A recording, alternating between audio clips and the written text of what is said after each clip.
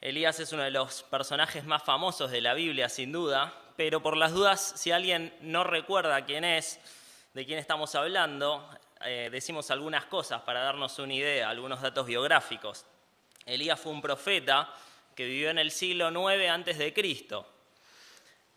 en el reino del norte. Ustedes recordarán que Israel se dividió luego del reinado de Salomón, hubo una insurrección muy grande y se dividió. 10 de las 12 tribus que conformaban al reino quedó en el norte y se lo conoció como Reino del Norte o Reino de Israel, y en el sur quedaron Judá y Benjamín, una tribu pequeña, y tenían a la capital, a Jerusalén, tenían allí el templo, y este reino se conoció como Reino del Sur y Reino de Judá o Reino de Judá. Elías profetizó en el Reino del Norte. Él vivía en el Reino del Norte luego de esta rebelión, un siglo después más o menos de la muerte de Salomón, de que el reino se divida, y allí es donde vivía. Ahora, a él le tocó llevar a cabo su ministerio profético, gracias, en un momento muy particular y muy difícil. El rey era un rey que se llamaba Acab, estaba casado con Jezabel, y los dos habían permitido que el culto a Baal, es decir, a un dios extranjero, mesopotámico, un dios que aborrecía a Jehová, se instalara en el reino. Es así que, por esta causa, Dios mandó sequía al reino. Tenemos una doble dificultad de dimensiones importantes. Una fuerte sequía y un entorno de paganismo en el cual el reino está alejado de Dios. Y en este contexto iba a levantarse el profeta Elías, iba a llevar adelante el ministerio que Dios quería que lleve, iba a cumplir el rol que los profetas tenían, que era el de traer palabra de Dios a los hombres, el de expresar la voluntad de Dios a los hombres, y particularmente en el Antiguo Testamento, el de decirle a los hombres que se arrepientan de sus males. Es el principal rol que los profetas vemos que ejercen en el Antiguo Testamento frente a la rebelión constante de Israel. Ahora, hay dos hechos fundamentales que marcaron el ministerio de Elías y que conforman el epicentro, el apogeo del relato bíblico acerca de este profeta. Y los dos casualmente, o causalmente mejor dicho, tuvieron lugar en montes. Los montes son lugares muy importantes en la literatura antigua y particularmente en la Biblia. Vemos que grandes sucesos ocurren en montes. El arca de Noé se posa en un monte, Dios manifiesta su ley en un monte, el Señor mismo murió en un monte y el Señor mismo volverá y posará los pies sobre un monte, el monte Sión. Y los dos montes en los cuales ocurrieron estos dos grandes hechos en el ministerio de Elías son el monte Carmelo, donde Elías venció a los profetas de Baal, y el monte de Horeb, donde allí en una cueva Elías escuchó un silbo apacible por medio del cual la voz de Dios se le manifestó y por el cual Dios le habló.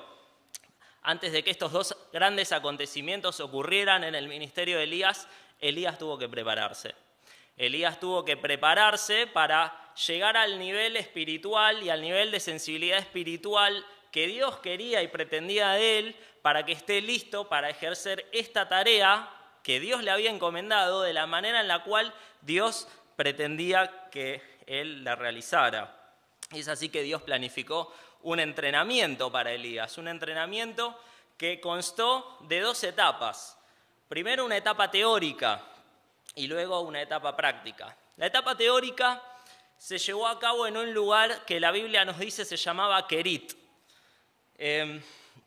Ustedes sabrán y lo habrán notado muchas veces cuando leemos relatos particularmente del Antiguo Testamento, que los nombres tienen un significado muy importante, porque guardan un simbolismo del rol o de la faceta principal que esa persona o ese lugar desempeñan en el relato bíblico. Y la palabra Kerit significa cortar. En la primera etapa del entrenamiento de Elías, Dios iba a cortar aquellas cosas que estaban de más. Su arrogancia, su autosuficiencia, etcétera, etcétera, etcétera. Es así que Dios lo manda a que vaya a Kerit y acampe cerca de un arroyo. Recuerden, estamos en una época de sequía y lo que falta es el agua. En estos días se escucha, o se lee, mejor dicho, mucho en los diarios acerca de la sequía que atraviesa nuestro país, y a veces pareciera tocarnos de lejos. Incendios en un lugar que a nosotros en Capital quizás no nos afecta tanto, o repercusiones económicas porque la soja va a haber problemas y no van a ingresar dólares. Bueno, parece que nos toca de lejos. En la época en la cual vivió Elías, una sequía, no había forma de que no le afectara la vida a las personas. La Biblia nos muestra en varios lugares del Antiguo Testamento la gravedad que una sequía podía acarrear a la sociedad. Se nos dice, por ejemplo, que el estiércol de las palomas era vendido como comida en épocas de sequía debido a la carencia de alimentos. El estiércol de las palomas era vendido como si fuera el mejor manjar y se cotizaba a precio de oro. También se nos dice que en tiempos de sequía las madres llegaban incluso a comerse a sus hijos recién nacidos para paliar el hambre que tenían. Esas eran las sequías del antiguo Próximo Oriente en el siglo IX a.C. y esa era la sequía que Elías y todo el pueblo de Israel estaba atravesando. Y va allí a ese arroyo de Kerit y acampa allí, y había un pequeño hilo de agua y él bebe de ahí. Dios le dice, vas a beber agua de ese lugar y los cuervos te van a traer la comida. Y todos los días él tenía que confiar en la provisión de Dios, de que aquellas aves iban a venir y le iban a traer comida y él iba a estar alimentado. Pero un día ese arroyo se secó y el entrenamiento en Kerit, el entrenamiento teórico, había terminado esta primera etapa. Nos dice el relato que de Primera Reyes, está el relato que contiene las andanzas de Elías del capítulo 17, que si no lo buscaron les invito a que lo busquen, en adelante, incluso hasta los primeros capítulos de Segundo Reyes. Y antes de ir a Kerit, se define a Elías como un tisbita, es decir, alguien de una ciudad de la cual no sabemos nada hoy en día. Se lo define simplemente por su gentilicio, es decir, no tenía ningún mérito. Es como que a nosotros nos digan el porteño. No tenemos ningún mérito por haber nacido en Buenos Aires. Pero luego de Kerit se refiere el relato a Elías como hombre de Dios. Ya había ganado su primer título allí en Kerit. Ya tenía el diploma que certificaba que había pasado esta primera etapa de entrenamiento. Y ahora Dios lo iba a mandar a hacer la residencia, ¿verdad? Como hacen los médicos. Realmente a poner en práctica todo aquello teórico que había aprendido. Esa autosuficiencia de la cual se había despojado y había aprendido a depender de la provisión y de la mano generosa de Dios, ahora iba a tener que practicarlo por medio de su fe. Y es así que leemos lo que dice Primero de Reyes, capítulo 17, versículo 8. El primer versículo dice, vino luego a él palabra de Jehová, diciendo, levántate, vete a Sarepta de Sidón. La residencia de Elías la iba a hacer en esta ciudad, Sarepta de Sidón, una ciudad de la cual no sabemos nada. Los arqueólogos no tienen ni idea de dónde estaba, no se ha encontrado, la historiografía mucho menos nos puede aportar ningún dato, pero podemos deducir algo respecto al nombre. Dijimos, los nombres son importantes en el Antiguo Testamento y Sarepta significa fundición. Posiblemente en este lugar se dedicaran a fundir metales, tal vez hubiera una fundidora. No podemos saberlo con certeza, pero tal vez así fuera. Sin embargo, si ahondamos un poco más en este nombre, que significa fundición, o incluso se usa para referirse a un crisol, aquellos que no lo saben, es el recipiente donde se pone el metal para calentarlo, fundirlo y quitarle todas las impurezas, es decir, el lugar donde el metal se hace más valioso, donde adquiere mayor valor, donde se le quita todo aquello que está de más para que realmente sea puro. Y esta palabra los hebreos la han empezado a utilizar de una forma simbólica para referirse a tribulaciones, a problemas, a adversidades. Y vamos a ver en el relato que vamos a ver en muy pocos minutos que realmente esto iba a ocurrir en la vida de Elías. Él iba a ser expuesto al crisol. Dios iba a subir la temperatura y su vida se iba a calentar para que las impurezas finalmente salgan, para que él sea más puro, sea más valioso y pueda estar listo para desempeñar la tarea que iba a desempeñar en Carmelo.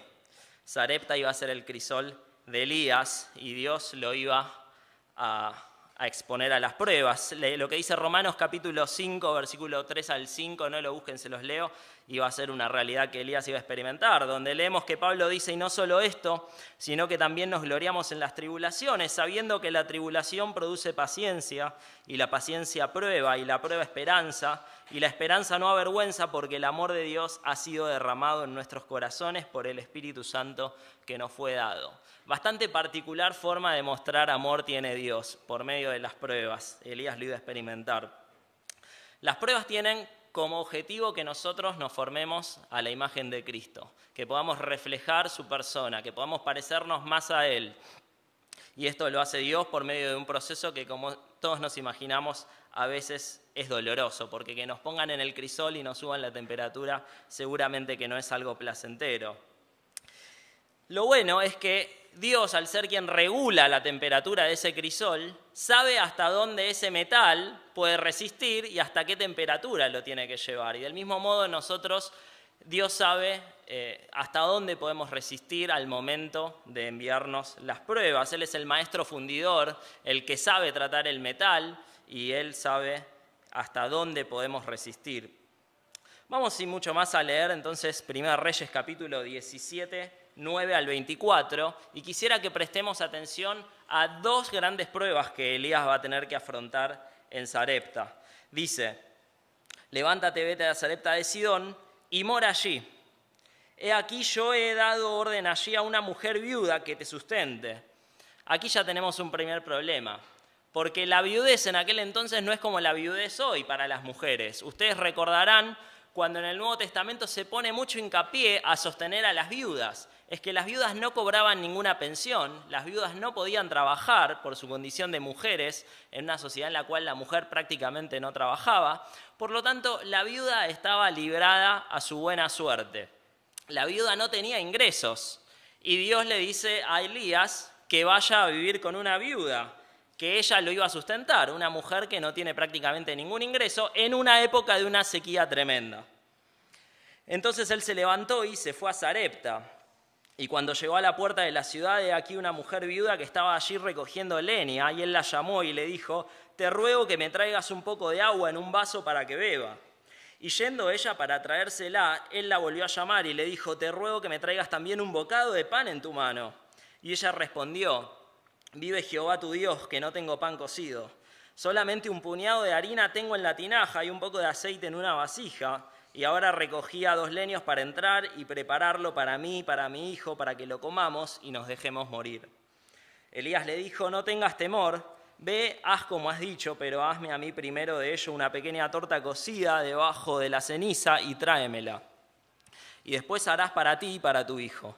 Porque Jehová, Dios de Israel, ha dicho así: la harina de la tinaja no escaseará, ni el aceite de la vasija disminuirá hasta el día en que Jehová haga llover sobre la faz de la tierra. Entonces ella fue e hizo como le dijo Elías, y comió él y ella y su casa muchos días. Y la harina de la tinaja no escaseó, ni el aceite de la vasija menguó, conforme a la palabra que Jehová había dicho por Elías. Fíjense la primera prueba, una prueba que sin dudas demandó fe. No solo le manda Dios a Elías a que sea sustentado por una viuda, una mujer sin ingresos en una sequía tremenda, sino que la mujer le declara que no tiene absolutamente nada, solo un poco de harina y aceite para hacerse una tortilla y comerla y después dejarse morir, porque sabía que no había forma de que tuviera ningún ingreso ni de alimentos ni de dinero. Y sin embargo, Elías confía en la palabra de Dios, en la voz de Dios que le había dicho que la mande a prepararle una torta para él, y él le manda, y Elías confía en Dios y la viuda confía en Dios, y Dios responde conforme a su promesa, una promesa condicional cuya condición fue cumplida por Elías y por la viuda, y ambos tuvieron abundancia de tanto de aceite como de harina para sustentarse hasta que la sequía terminara. Ahora fíjese lo que ocurre después. Estimamos, Elías estuvo algún tiempo largo viviendo allí con la viuda, y dice el versículo 17, después de estas cosas aconteció que cayó enfermo el hijo del ama de la casa, y la enfermedad fue tan grave que no quedó en el aliento, lo cual es un eufemismo para decir que se murió. Y ella dijo a Elías: ¿qué tengo yo contigo, varón de Dios? ¿Has venido a mí para traer a memoria mis iniquidades y para hacer morir a mi hijo? Él le dijo: dame acá tu hijo. Entonces él lo tomó de su regazo y lo llevó al aposento donde él estaba y lo puso sobre su cama. Y clamando a Jehová, dijo: Jehová, Dios mío, ¿aún a la viuda en cuya casa estoy hospedado has afligido haciéndole morir su hijo? Y se tendió sobre el niño 3 veces y clamó a Jehová y dijo: Jehová, Dios mío, te ruego que hagas volver el alma de este niño a él. Y Jehová oyó la voz a Elías y el alma del niño volvió a él y revivió. Tomando luego Elías al niño, lo trajo del aposento a la casa y lo dio a su madre, y le dijo Elías: mira, tu hijo vive. Entonces la mujer dijo a Elías: ahora conozco que tú eres varón de Dios y que la palabra de Jehová es verdad en tu boca. Acá termina el entrenamiento de Sarepta y Elías recibe su graduación, recibe su diploma de parte de la viuda, la cual le otorga el título varón de Dios. Luego de salir de la prueba, airoso, luego de haber sido sometido a la temperatura que Dios le aplicó a ese crisol, que la impureza salga y que el metal se haga más valioso. Rápidamente, y pensando en estas dos pruebas, la prueba de la provisión a la cual se enfrentó Elías y la prueba de la pérdida de un ser querido con el cual posiblemente ya se hubiera encariñado, como era el hijo de la viuda. Frente a estas dos pruebas, creo que 4 lecciones podemos extraer muy rápidamente. La primera de ellas es que la dirección de Dios a veces parece bastante ilógica. La dirección de Dios a veces no parece la que nosotros elegiríamos. Ustedes piensen en esto: Elías vivía en la corte del rey, no le faltaba alimento, pero para que él pueda luego vencer a los profetas de Baal y tuviera la sensibilidad suficiente para en la peña de Horeb escuchar a la voz de Dios, Dios lo quería preparar y necesitaba que Elías confíe en él. Y le dice y le pide algo totalmente descabellado: que vaya a ser alimentado por unas aves y luego de esto que vaya a ser sostenido por una viuda que no tenía absolutamente ninguna provisión en su casa. Y Elías confía en este plan alocado de Dios y Dios responde favorablemente para Elías. Muchas veces el plan de Dios no lo entendemos, los caminos de Dios no los entendemos, nos parecen ilógicos, nuestra lógica nos indicaría que tenemos que hacer otra cosa. Pero si ese es el plan de Dios, lo tenemos que seguir.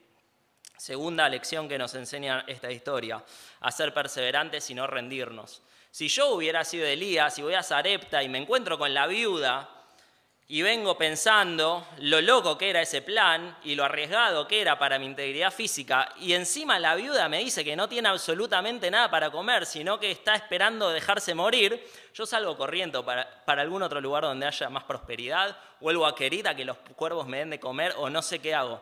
Pero Elías confió en la voz de Dios y le dijo a la mujer que le alimente, y como podemos ver en la historia, todo salió tal como no hubiéramos esperado nosotros, sino como Dios tenía previsto en su bondad. Ni siquiera una viuda pobre que apenas tenía suficientes energías para recoger unos pocos leños y prepararse su última comida desanimó a Elías. ¿Por qué? Porque él ya había sido preparado en dependencia a Dios allí en Querit, y él sabía que Dios iba a proveer lo que él necesitara. No tenemos que rendirnos, tenemos que ser perseverantes en aquel propósito que Dios puso delante de nuestras vidas. Tenemos que confiar en que Dios proveerá todo lo necesario para que su voluntad se cumpla en nuestras vidas. Tercera lección que podemos extraer de esta historia es que las promesas de Dios a veces dependen de nuestra obediencia. Vemos que Dios le dice a Elías: levántate y ve. Y Elías, habiendo podido no levantarse e ir, se levanta y va a Sarepta. Y luego Elías le dice a la mujer: mujer, entra y prepara la comida. Y la mujer podría haberlo no hecho, pero lo hace. Y luego la promesa de Dios se cumple en la vida de estas personas. A menudo las promesas de Dios son condicionales y de ningún modo la retribución de la promesa va a preceder a nuestra obediencia a la condición que nos compete. No tenemos que caer en la pasividad. Descansar en Dios es una cosa, recaer en la pasividad es otra. Tenemos que permanecer activos en la obediencia a lo que Dios pide de nosotros, y las consecuencias o las retribuciones, en todo caso, de las promesas de Dios que requieren de condiciones que nosotros cumplamos, vendrá después. De ningún modo vendrá antes de nuestra obediencia. Y finalmente, cuarta lección que podemos aprender de esta historia es que la provisión de Dios muchas veces es simplemente lo suficiente. Dios no le dio carne para que coma, Dios no le dio vino, Dios no le dio abundancia de manjares, frutas, todo lo que pudiera conseguirse en aquel entonces, en aquellas tierras, no. Dios le dio aceite y harina, lo necesario para que subsistan. ¿Por qué? Y Dios sabrá, tendría una voluntad con eso. Estaría formándolos de alguna forma para que esté preparado Elías para luego su ministerio.